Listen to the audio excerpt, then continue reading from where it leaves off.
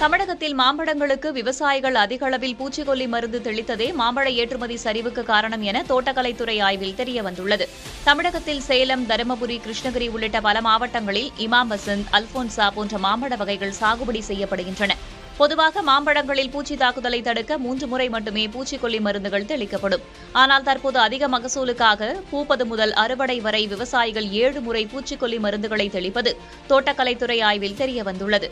இந்த அதிகப்படியான ரசாயன தாக்கத்தால் வெளிநாடுகளுக்கு அனுப்பப்பட்ட மாம்பழங்கள் தரக்கட்டுப்பாட்டு சோதனையில் தோல்வியடைந்து திருப்பி அனுப்பப்பட்டுள்ளன. குளிர்பான நிறுவனங்களும் மாம்பழக்கூழ் கொள்முதலை குறைத்திருப்பதால் விவசாயிகளுக்கு பல கோடி ரூபாய் நஷ்டம் ஏற்பட்டுள்ளது.